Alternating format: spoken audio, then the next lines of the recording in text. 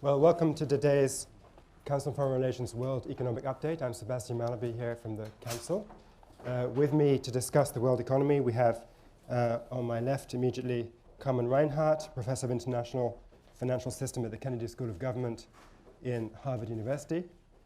Next, Willem Buiter, who is the Global Chief Economist at Citigroup and also an Adjunct Senior Fellow here at CFR.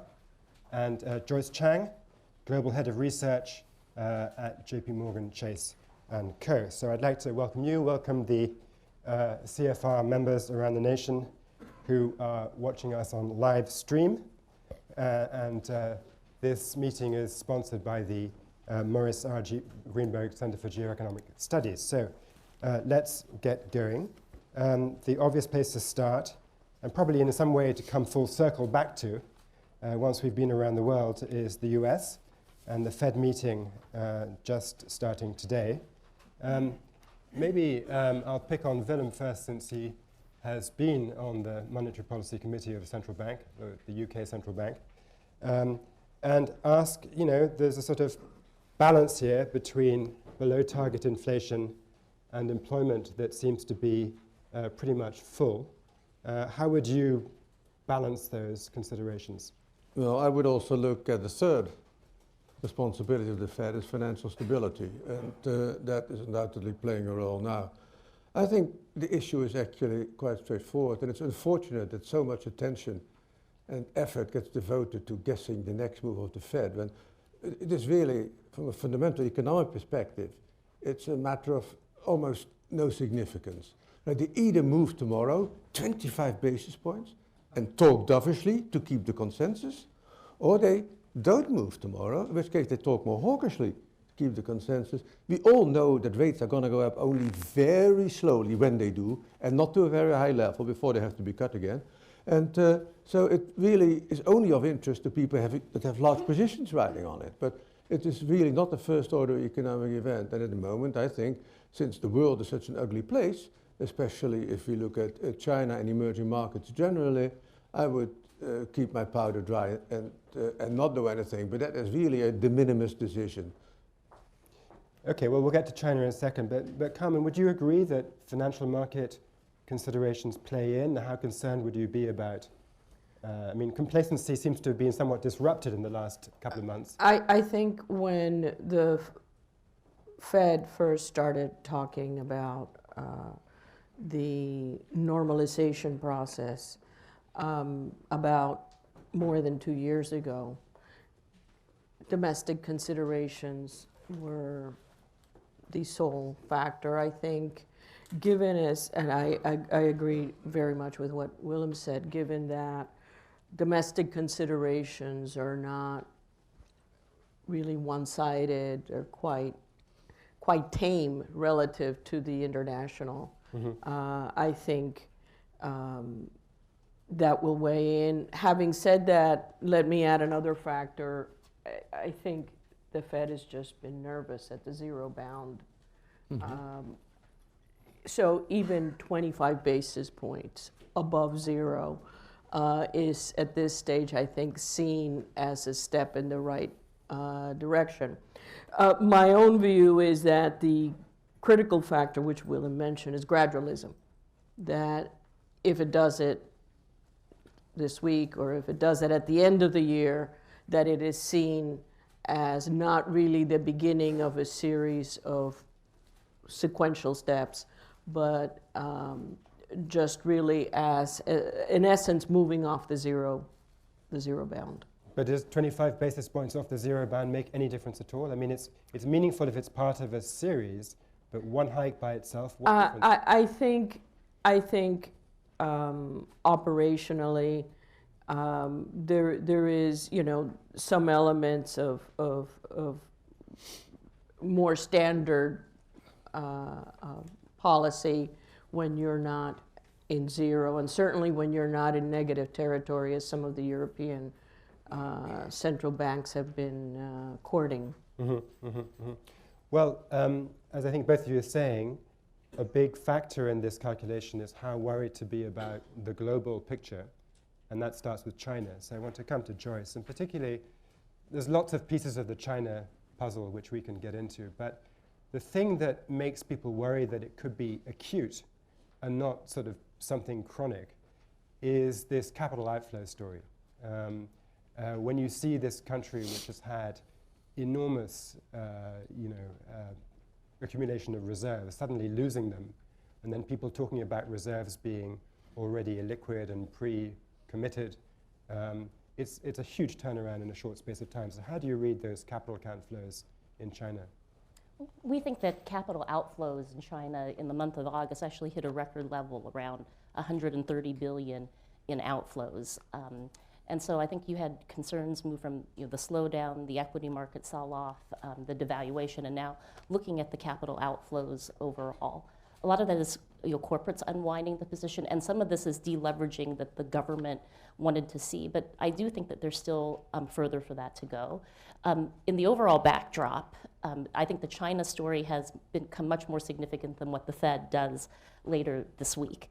And looking at the China impact on overall global growth, we estimate that every 1% slowdown in China takes about half a percentage point off of global growth, but that impact on emerging markets is much more severe than it is on the developed markets. But it's led to us taking down the Japanese growth forecast as more of an impact actually on the Euro area than on the US forecast. What are the numbers there? So in the US, how does the forecast change? So the US, it doesn't change that much. I mean, developed market growth, we've only moved like 0.2%, more of an impact on Japan and on Europe. But in emerging markets, you have pretty much a one-to-one impact. So this year, Latin America is actually contracting, negative growth, even a recession in Russia as well. So at 3.4% for emerging markets growth, this is actually the worst emerging markets growth performance that we've seen in many, many years. The smallest differential between developed market growth and emerging markets growth. So whether the Fed, I agree, moves this week or before the end of the year, which I think will happen, you're still going to have the shallowest liftoff that we've had probably since the American Revolution. You've got more QE coming out of Europe and out of Japan as well. But I do think the emerging market story is one that is changing the whole global outlook and the forecast for 2016. Well, I'm going to jump back to Carmen for a second because you're famous for writing about financial crises. So Joyce has described a situation in which capital account outflows were 130 billion, I think you said, in August. In August. And we think they will probably be running at about double the pace that they had before the devaluation. Some of this is healthy, it's corporate deleveraging, and the corporate deleveraging is different in China because it's much more going to be shown through the FX reserves moving down and perhaps the currency moving a bit weaker. But nonetheless, you are starting from a position of reserves which are around 3.5 trillion. People still seem to be thinking that this is putting pressure on the exchange rate regime, if we understand what the regime is after the devaluation, that they're kind of in the middle between a credible peg, which they used to have, and a sort of, wasn't a big devaluation, which might have reestablished credibility at a different equilibrium point. So they're in the middle, it's a bit of a mess. Do you think that the run on the reserves is enough to actually matter, given the huge amount? And how do you see the exchange rate? Will there be a renminbi devaluation, which then impacts the world economy in a new way? China is not having sort of the classic twin crises, currency crisis, banking crisis that we saw in East Asia in 97, 98. It doesn't have the levels of external debt, the current account deficits that we had seen in Asia at the time. It's very much an internal financial problem. However, that internal financial problem still produces the leakages that of the order of magnitude that we've seen. I think I haven't taken a particularly negative tone on the devaluation because when you put in perspective what China did relative to what has happened in most emerging market currencies in varying degrees, it's nothing. Since the spring of 2014, the taper tantrum, Russia, Brazil, places like Colombia and Chile, which are not the immediate crisis-prone emerging markets that one would point to have seen depreciations in the order of magnitude of 40, 50, 70%, and even higher. And so what China did relative to what has happened in emerging markets is very modest. I'd like to go back just to make a point on the China-US link. I think we can't lose sight of the fact that foreign central banks, of which the biggest, of course, by a huge margin is China, hold more US treasuries than the Federal Reserve. So even if we have a very gradual and orderly unwinding of policy, we cannot say the same of what happens abroad. So I think that one element to keep in mind when one thinks of US financial markets as they relate to what is happening in China and what is happening to emerging markets is the issue that orderly is not how you would characterize this process. And I want to connect that to I know we will get there, but I want to connect that to the issue that it's not just China losing reserves. Brazil just had a downgrade. And all these things, I think, are tightening market conditions in a way that's far more unpredictable. So just to make sure I understand your point, you're saying that we're discussing the Fed hiking short rates by a potential 25 basis points, but China might hike US long rates by selling off by a heck of a lot more than 25 basis points. Absolutely. I see, okay. So it sounds as if the currency, as you said, is, in the terms of emerging market movements we've seen recently, not such a big thing. The capital account bears watching, but 130 billion on a stock of 3.5 trillion, it's not yet that alarming. But Willem, maybe you can talk a bit about another way of looking at the China challenge, which is not the capital account or the external balance, it's the domestic dynamics of growth. Their model seems to have hit a big wall. Yeah, China, in my view, is set for a very classical cyclical downturn, even if they don't have a financial crisis. They have massive excess capacity in most of the traditional industries, not just the SOEs, but also the private traditional industries. There is massive and still rapidly rising leverage in the corporate sector, and most of it is domestic debt, admittedly, and the bad assets that are held by the local authorities, directly or indirectly, and by the corporates are mainly domestic assets. And they've had two booms, bubbles, and busts. Right? First, housing and construction, and then more recently, the embarrassment of the stock market implosion and the government's astonishing response to that. So here is an economy that is slowing down rapidly, has to achieve a sustainable growth model, move from investment-led to consumption-led growth. We're seeing the deceleration of investment, so we don't see the pickup in consumption. This, to me, reads recession. Recession Chinese style, don't mean negative growth, whatever the data mean, but growth, say, 2 or 3 percentage points lower a year plus from now than it is today. And that would have repercussions, not just through the capital account, but through traditional trade channels.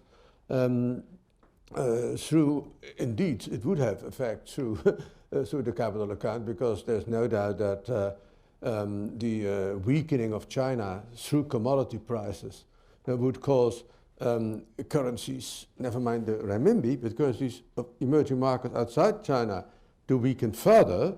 And this would make the US and the few currencies tied to the US dollar the appreciator of last resort. So that would be a very painful process. So with China, which is now the largest trading nation in the world, 16.5% of world trade is Chinese, it is a major global player that is at risk of putting the whole world economy, on average, into what I would call recession territory, growth at 2% or less at market exchange rates.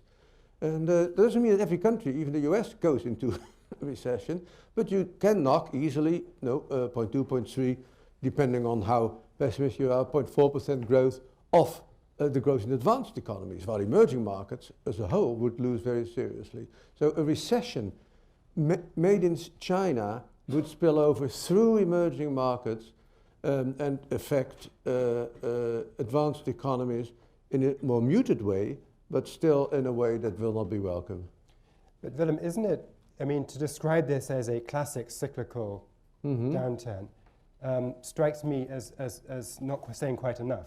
In other words, this is an economy where an extraordinary high share of growth was based on investment. Yes. Investment is especially sensitive to a slowdown in growth because you're not going to invest to produce products if no one, so that can be far more sensitive in its response. And when investment falls, it brings the growth down by more than it would in a different economy because investment was so key in China. And so you get this negative spiral, and then you start thinking about what does that do to the political cohesion? Isn't there a tail risk here? Oh, no, sure, but I mean, there is an obvious policy response to this. That, well, it is now getting a bit late in the day to completely, lift this sinking economy up again. It's consumption-oriented, private and public consumption. Fiscal stimulus funded in the first instance by the central government, the only entity with deep pockets, and then I think indeed monetized through the PBOC, through the Central Bank of China. China has inflation well below target, so it is not financially and fiscally irresponsible to have what is effectively helicopter money Chinese style for once, in a response to this. This would be a cyclical stimulus that supports the longer term structural rebalancing of the economy towards consumption demand. But when you try to peddle this story in China, the same people that tell you in one moment we're trying to rebalance towards consumption, tell you, okay, why not send a check to grandma or granddad or increase public spending on health and education? They tell you, well, consumption only gives you a return for a minute, and infrastructure investment is good for 25 years. And so there is a complete cognitive disconnect in the leadership there. They're not focused on this issue. I think that there are power issues, political control issues in China that have simply distracted, I think, the attention of the leadership from the mundane matters of economics. But they will come back and bite them where it hurts. Perhaps others who know Chinese history more than I do will correct me, but I think that just as in Germany, austerity economics is driven by the memory of inflation in the 1920s, so in China, the allergy to the proposal you just put forward of monetary financing has to do with the history of inflation before the communists took over. Yes, that is an explanation, but not an excuse, right? It's true. Just as I can understand the Bundesbank, inflation phobia and the monetization phobia because of Weimar, but it's still nonsense, right? So we have to keep on repeating that until the right measures are taken, history or no history. Joyce, talk a bit more about the spillovers to emerging markets, because I think everyone understands that there are commodity-dependent economies that have been obviously hit massive terms of trade shock because Chinese demand has fallen off. But then there are other emerging markets which are actually net commodity importers. I'm thinking of Turkey, for example, which are also in trouble. So is there something broader going on about EM growth? Well, I think that the commodity story is affecting emerging markets across the board. So if you look at Latin America, that's been the most exposed. But you have the downgrade to non-investment grade in Brazil, some deleveraging that is going on, the need for a fiscal anchor. And in China's case, the currency devaluation was really more to keep in line with what's happening in the broader markets. So there are some winners. India is one of the winners. We have growth above 7% above next year, and also for this year. But I think that you had a commodity story which really touched every region. The Middle East and Africa, Latin America, the China story touches emerging Asia. So that's brought potential growth in emerging markets lower than what had been forecast. At the same time, the developed markets have also lowered potential growth. So I think there's still more that will play out in this. The attention right now is focused on the credit growth in emerging markets and that pace of deleveraging and what the capital outflows could be. But there are winners and losers from that. But much of this also gets tied into the political cycle. Is it a coalition government? Can you get a policy regime in that actually does create a fiscal anchor? Or are you in a situation where the currencies are going to have to overshoot? And that's where we think we are with Brazil, for example. We see more currency weakness because they haven't been able to establish that anchor yet.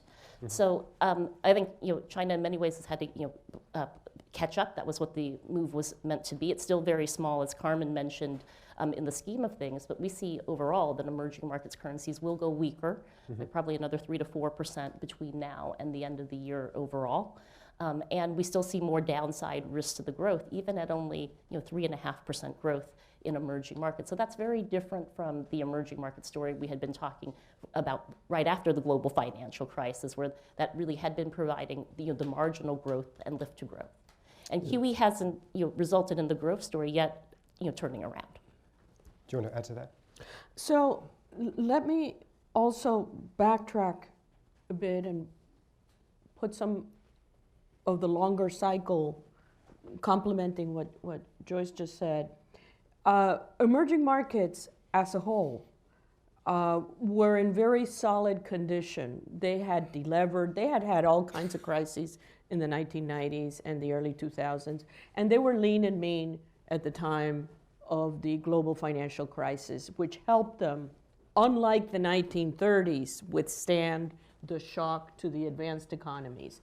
And emerging markets enjoyed basically from 2003 to early 2013, late 2012, a long period of capital inflow bonanza. You had low international interest rates. Interest rates were stable. Commodity prices were rising.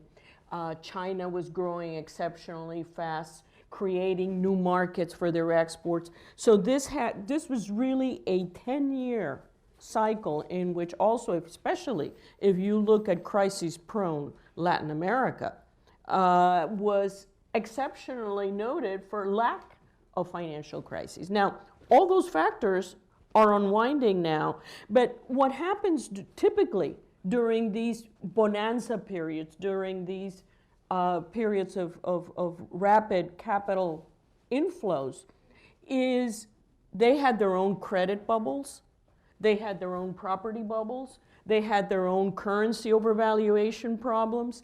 And so I think one of the reasons we're seeing emerging markets as a class, even those like Turkey that are not necessarily commodity dependent on the commodity cycle affected, is that in addition to all the external factors now working in the opposite direction, sharp declines in commodity prices, prospect of rising global interest rates, the uncertainty over China, you've had sort of the excesses, if you will, of that cycle coming to roost and hitting emerging markets as a class.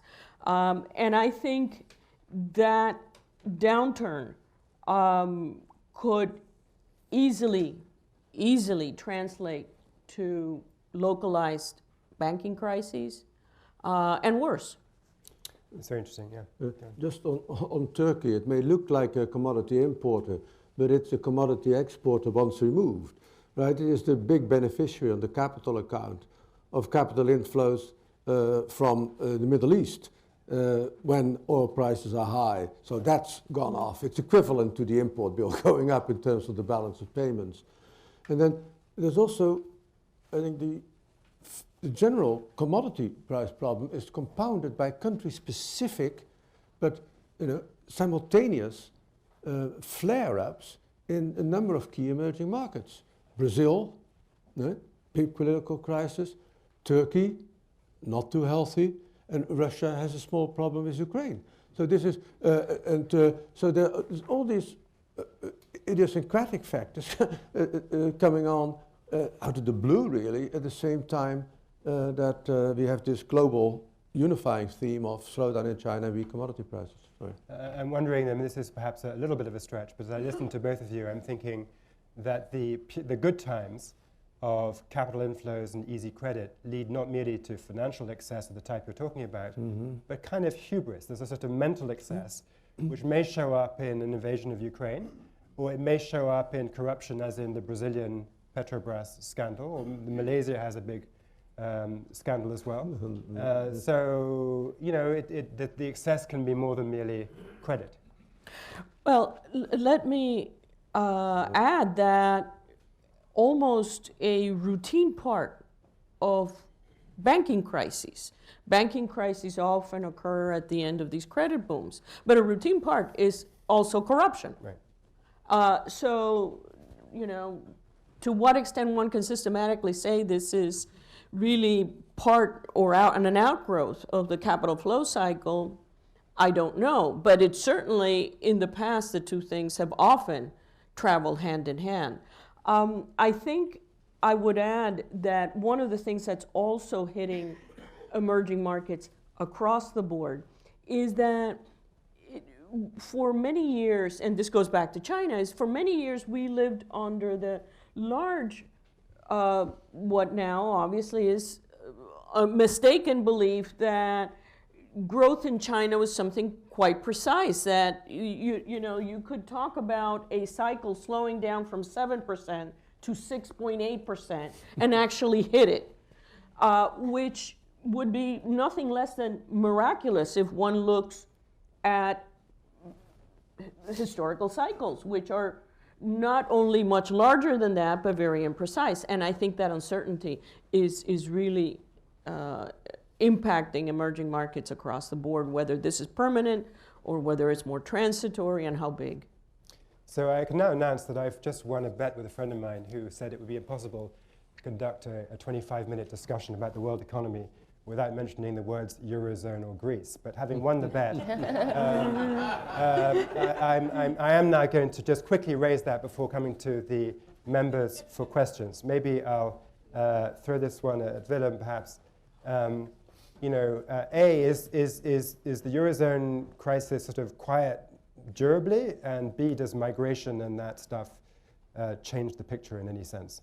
No, the Eurozone crisis is temporarily dormant. The European Union, the Eurozone, has done what it does best, that is kick the can down the road.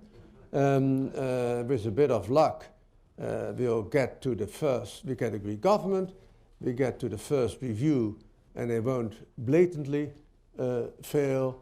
And so the IMF will come back on board, and they may extend it until next summer. But the program simply doesn't add up. It asks... The Greek program, you mean? The Greek program, yeah. The additional austerity they ask to implement is insane. And the structural reforms, many of which are very sensible, won't be implemented because the implementation capacity is not there. So it's going to become acute again, and the risks of Brexit are still there.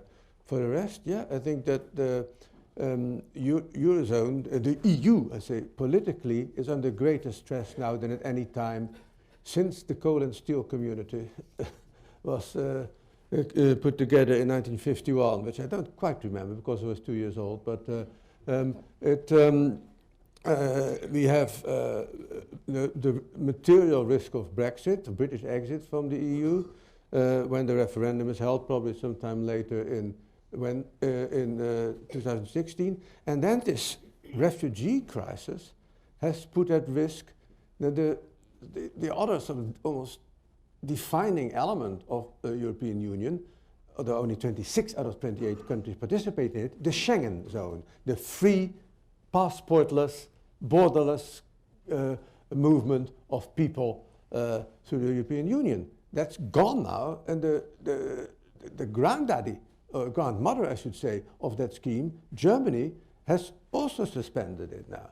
Unless this is just a temporary correction, to allow a common policy for dealing with this huge humanitarian crisis to be worked out, it could spill over into more permanent restrictions, not just for would-be immigrants crossing borders inside the EU, but for EU citizens. So the single labour market, which is supposed to exist, would be undermined, and that, I think, could be the beginning of the end. So we are really playing high stakes. It's not sort of an urgent matter, but it's very, very important, and keep your eyes on it. Okay, so let's go for some questions from the members.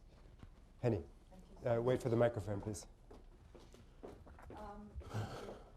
Henny Sender from the Financial Times. I wanted to pick up on Carmen's point about the possibility that the Fed essentially loses control of long-term rates. And I wanted to ask you whether, in fact, it's just China who we will see having less reserves to deploy into the Treasury market. I can also make a case that Japan will have less money to put in U.S. Treasuries, and at the same time, the Gulf and Saudi, who has been a huge purchaser of Treasuries, also has less money to recycle in the Treasury market. What does your worst case scenario look like when you think about the cumulative impact of all these countries for various reasons having less money to deploy? Who picks up that, gap? Or do you think the federal budget deficit, is going down, so it won't be a problem? Thank you. And I just wanted to add that this has been the most riveting discussion, and thank you so much. Thank you. But before you answer, I should have said that to remind people this is on the record. Go ahead. So I let me reiterate that I view the issue of reserve losses not as you put it very well, this is not sort of some Machiavellian theme in which you have a sell-off of treasuries. That this is treasuries being sold by various countries as their own conditions mandated. So by that statement, it also highlights that there is not necessarily anything terribly predictable or synchronous. And I don't want to use the term volatility as a cop-out, but I think that is the upshot that if you look at the period 2003 to 2013, it was a one-way bet what foreign central banks were doing. Now, one interesting note, and this is, I don't want to overplay it, but I really was taken aback that I tracked the flow of funds data from 1945 to the present. The flow of funds of the United States reports the amount of treasuries held by the rest of the world and then breaks down, or used to break down, what was official institutions and what was the private sector. It stopped publishing that breakdown very recently. I mean, I'm not saying this is like Venezuela not publishing inflation statistics for 7 months, but it complicates really sorting out or reconstructing what's going on. I do think that it's not a loss of control. I think the Fed can and will adapt to the situation, but I do think that there is an inherent big source of tightening in the markets that is not going to come from U.S. policy. And in some work that I've done with Vincent Reinhart on this issue, post-financial liberalization, there's been an increased decoupling between long rates and short rates as international influences have kicked in. And they're kicking in with a vengeance right now. I think both of you want to come in.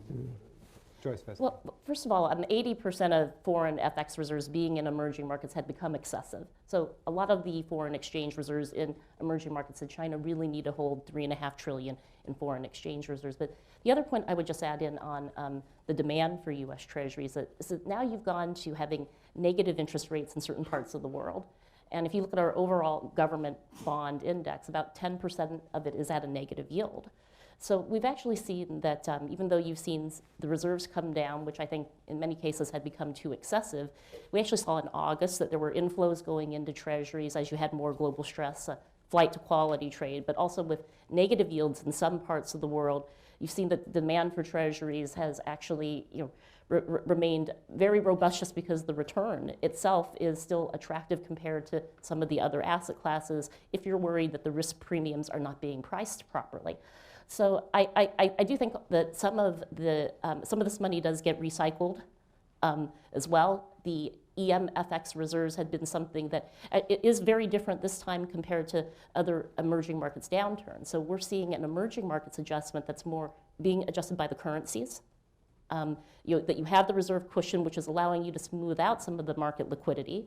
But you also have that the market liquidity, the shocks that we're seeing, you have increased even since Fed taper tantrum just because of some of the shifts in the market structure over the last couple of years.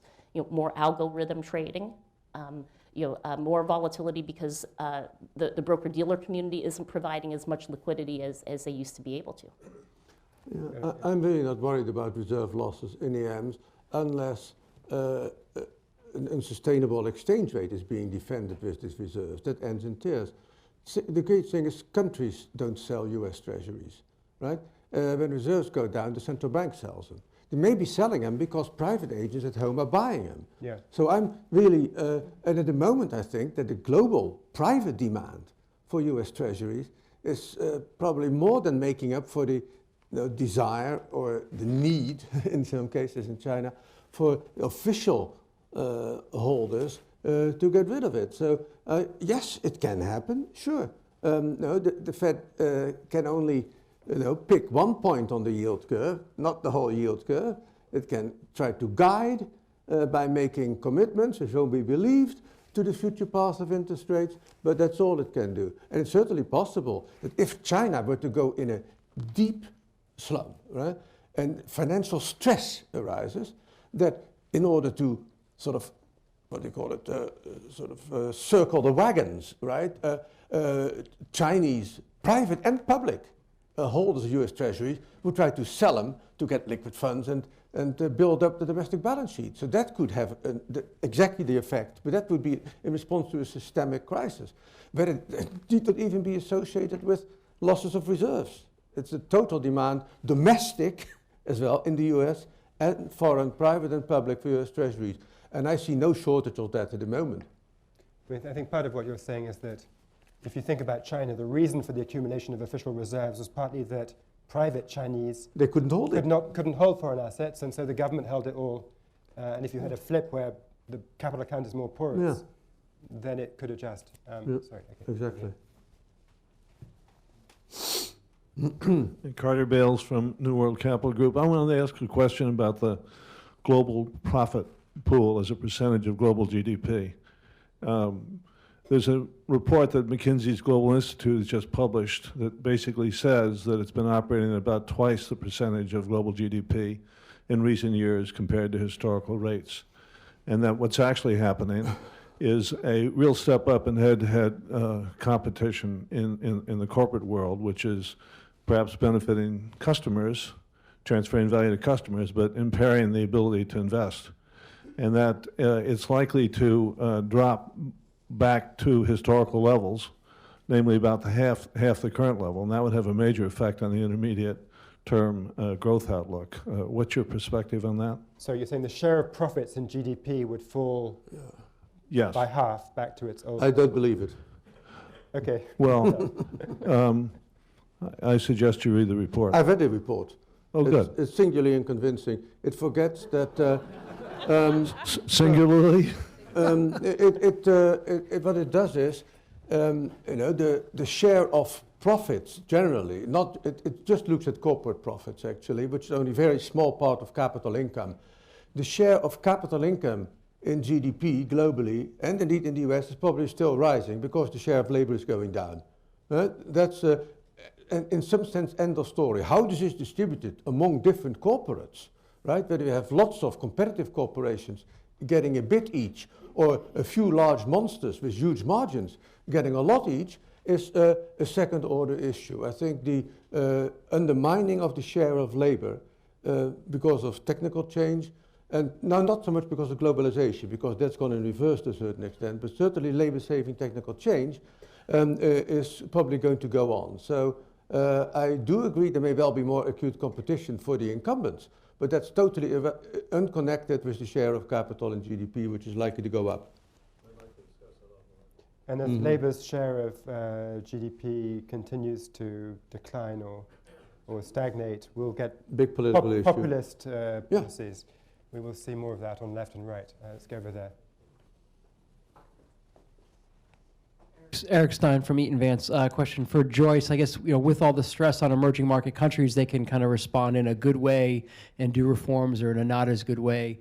What countries do you think are responding positively given the shocks they're facing? And maybe also, second question, how do you expect China to respond to the shocks that they're facing? Yeah, so I think it's a mix in emerging markets countries, but those responses are playing out and will continue to play out next year. So I would say that in China's case, we do see that their central bank has chosen to do some easing, and I think that will continue. But you still have tighter financial conditions across emerging markets. But I think it's looking at the countries where they are going to do more fiscal reform. So that is at the heart of the debate in Brazil right now, and they've come out over the last couple of days with some statements just to put some more clarity around that in response to the downgrade to non-investment grade. But I think that you see so China continuing to have to ease up the central bank, but I think some of this corporate deleveraging is actually a very healthy thing, and it's actually been happening pretty rapidly. We think about half of the margin lending actually has come out over the last couple of months, so that will actually leave the balance sheet in a much healthier position than where it had been a year ago. So some modest currency adjustment there is something that I actually think is needed to occur over the longer term. That's a good thing. So you don't see this as the emerging markets crises of the past. The currencies have adjusted more. The reserves have provided some cushion for them. So what you do need now is the fiscal reform and the longer term structural reforms. Also changing some of the tax structure in some of these countries as well. But I don't think that's just an emerging markets problem. I mean, going back to the issue in Greece, a lot of people forget that the first bailout package in Greece in May of 2010 was supposed to be a 5-year package. 5-year package repaid at 300 basis points. And this has become something that now is being stretched out indefinitely. So I think what emerging markets have is that the reserves have given them some time because they've moved to a creditor status, so they probably haven't moved as quickly as they needed to, whereas the downturn in commodity prices occurred much more quickly. I mean, sitting in this forum with Sebastian at one point, just last July, you're talking about oil 110, then to 45, back to 70, back to 45. So this is not smooth. And so I think it is those countries that are putting in more of a fiscal anchor. You need to let the currencies do some adjustment. You still have countries in emerging markets that have some scope to ease, but inflation is coming back as a problem in certain parts of emerging markets, particularly Latin America. Do you want to add to that? I think one of the things not to lose sight of is we tend to focus obviously on the more conventional policies, monetary policy, fiscal policy.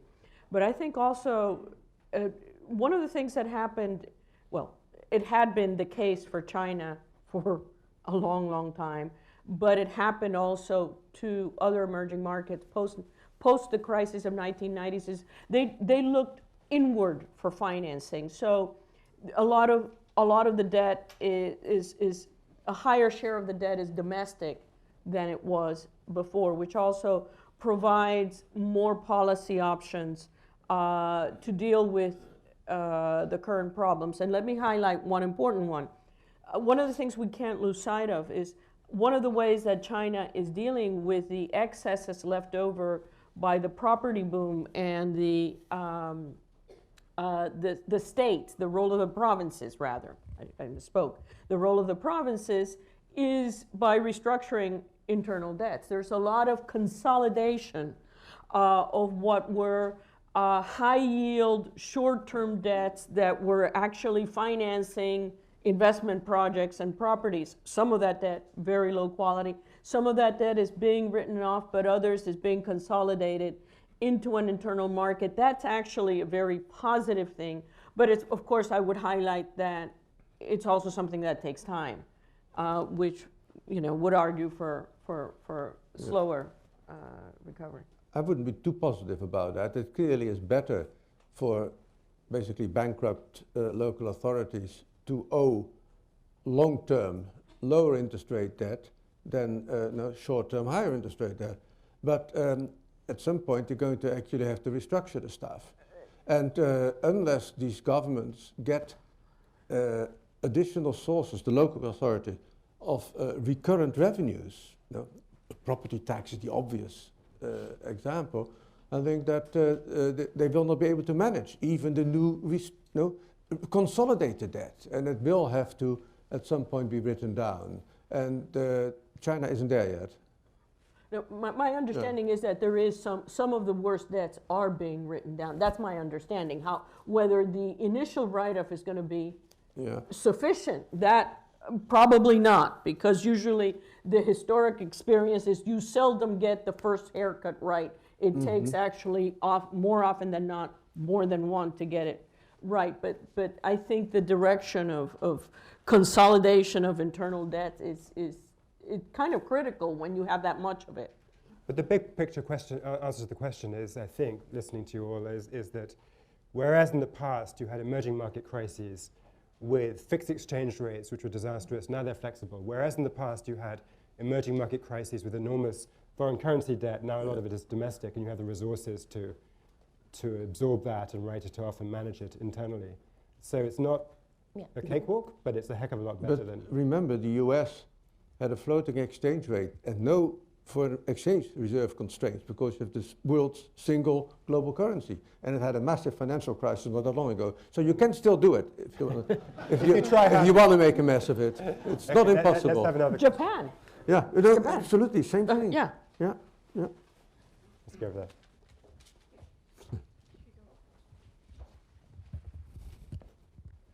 there. Nick Bradbury, Blizzard, thank you for your comments. I wonder if you could discuss a little bit the impact of the pronounced weakness of the price of oil.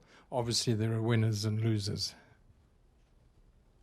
We've mentioned India as a winner, but Joyce wants to take that. Well, I mean, the analysis that we've done is that it actually is getting much less of a boost to some of the overall oil importers than one would have thought.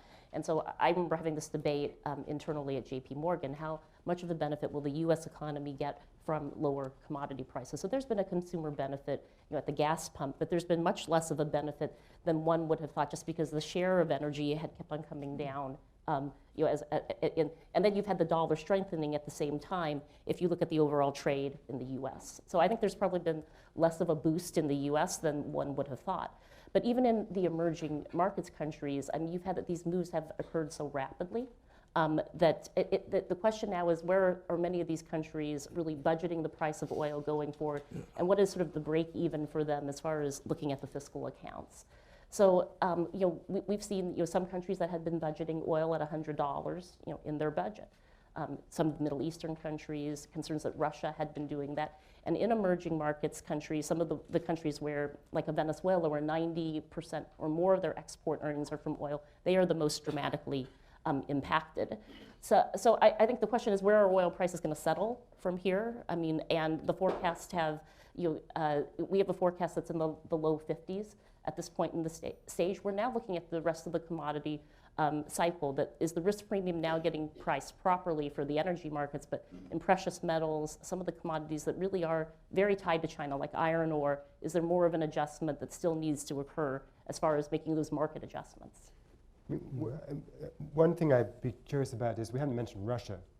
And not so many months ago, that seemed to be the classic victim of falling energy prices, huge exchange rate movement, central bank reserves flying out the door. Well, Russia is macroeconomically well managed, of course, right? It's, no, it's true. They have had two really bad shocks, and I think the politics are terrible, and the microeconomic industrial investment climate is terrible, but in terms of monetary and fiscal policy, they responded exactly in the right way. So they actually are making, from that point of view, the best of a bad job, but they're hurting.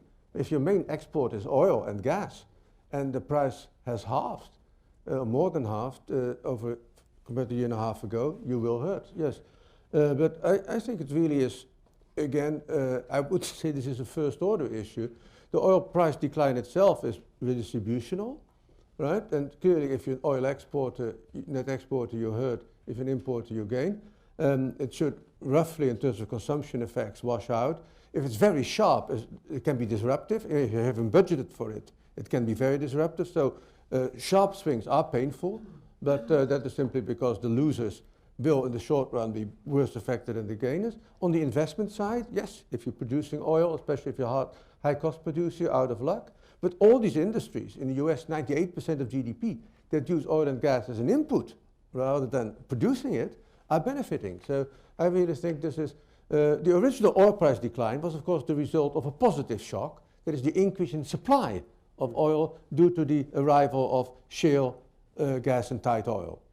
The recent further decline reflects weakness in the global economy, and that's the bad news. The oil price decline itself is just the redistributive aspect of that. It's like interest rate increases. You know, if you're a saver, you love it. If you're a borrower, you hate it. But if it's done in an orderly way, it shouldn't be a big story. Carmen. Very quickly, I think the winners are very dispersed.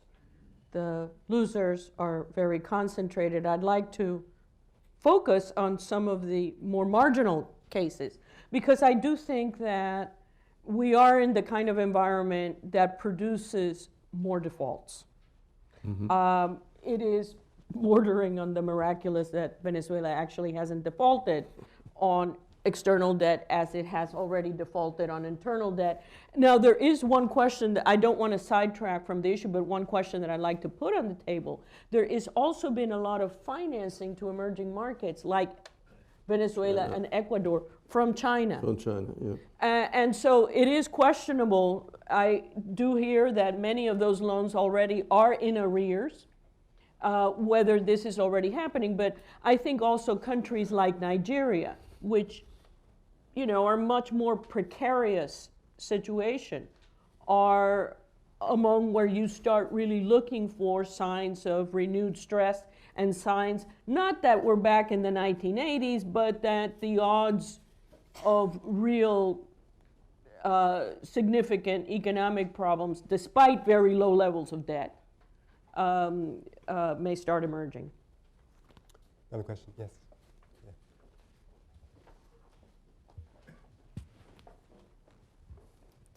Thank you so much for the comments, Rebecca Patterson at Bessemer. I would love to get your thoughts. A year from now, if we're all sitting here, is the migrant crisis in Europe, is this something that goes from humanitarian and political to economic? And if it becomes an economic issue, particularly for Europe, do we have to assume it's bad? Or is it possible that this ends up not necessarily being bad if people are integrated, if there's more social spending that lifts growth? Who wants to take that? Okay. So it feeds populism, both on the left and the right. The short-run effect, the unbearable sights that we've seen of the children's bodies washing onto the shore is leading to humanitarian response, which in some ways has been positive. But I think the medium-term impact of this is going to be to move European politics even more radically towards anti-foreigner xenophobia and nationalism or even regionalism. There is an opportunity here. This is a crisis, a humanitarian crisis. The immediate economic impact on budgets, you know, putting fences along the border is small, probably positive.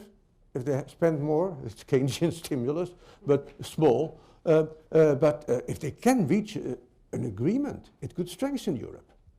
If Europe finds a way, first of all, of peacefully allocating these refugees, and then hopefully with the help of other big players, doing something about the net flow, doing something about the sources of the problem in Syria, in Libya, soon in Yemen, right, Afghanistan. That would be a huge contribution. But within Europe, this is, I think it's make or break. We're either going to have a pulling apart, Schengen goes, the single market goes, the core of the EU is undermined, or we pull together and solve this really difficult problem And I think the Western Europe is much better positioned in a way than Eastern Europe, because at least Western Europe has some tradition of dealing with immigrants and immigration. Eastern Europe has none, at least not in living memory, that is. And so there are real problems in countries like Hungary, Poland, Czech Republic, Slovakia, and soon Bulgaria, Romania, who have never had to deal with significant inflows of foreigners, except for the Roma, right? And we know how well they've handled that. So I think there's a challenge here, and it could, and challenges, now, if they're met, strengthen the EU. I'm hopeful. Yes, I suppose I am. Okay, let's take one last question. We'll go right here. Thank you.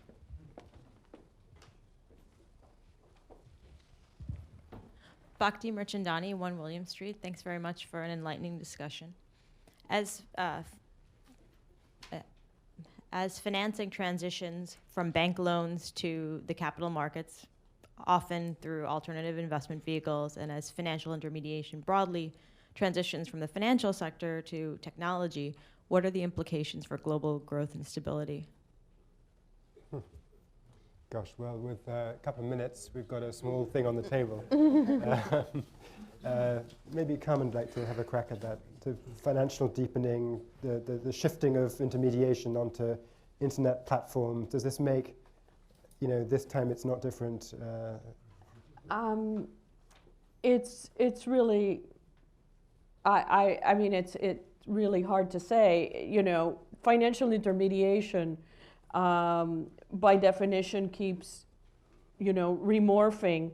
And I think one of the interesting questions that keeps coming up is the role of Bitcoin, among other forms of intermediation.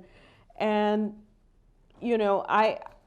I have little to say, because you're really looking at whether something like that could lead to a quasi-currency, whether, I'm sorry, Well, let me, we'll wrap it up this way. I'll put something on the table. Let me say, it's okay. It's not significant, right? They don't have financial intermediation moving from the financial sector to technology. I mean, whoever uses technology to do financial intermediation is in the financial sector, right? Just because you do it automatically rather than with human intervention, just because you use big data, right? If you can, through the internet and crowdfunding, reach a new population of lenders and borrowers, that may be good news, or if it means that the ranks of the uninformed are augmented, it gives greater scope for abuse, sort of a subprime to the nth degree. As regards Bitcoin, it's a huge social regress. The blockchain, the technology of Bitcoin is very important. Bitcoin itself is just gold without the shiny stuff, right? It's costly to produce, artificially costly, and it's a substitute for something that can be produced at zero cost, electronic money. So it is a social waste, but it's fun because it allows, it's a great means for hiding your presence from the government. Well, I'm going to say that I do think it is significant, the changes that we've seen in market structure, because you're going to have certain moments where the technicals do overwhelm the fundamentals. So the way that we watch how markets react to fundamental developments, and whether we're tracking the flows, the technicals, and the liquidities, I think that mix has to change. So look at the US equity market sell-off. Over a 90-year period, you had one of the longest uninterrupted rallies. And then you had 3 days where you had technical selling of about $150 billion. So it may not change the longer-term structural story, but it certainly changes the story that you need to watch as an investor and as a markets participant as far as what's driving the market volatility. So are you in for these much bigger spikes, unnatural periods of stability, and then these very sharp sparks that you can't explain by a fundamental development, and all of this exacerbated by the QE policy. So I do think it's significant, even if it doesn't necessarily change some of the longer term structural movements, it certainly changes the way in which you need to look at markets. I would just conclude by saying that financial technology is like your laptop. it increases your productivity most days of the week, and occasionally it crashes and destroys your productivity for a full 24 hours. Okay, with that, thank you all for coming. Thank you for our participants.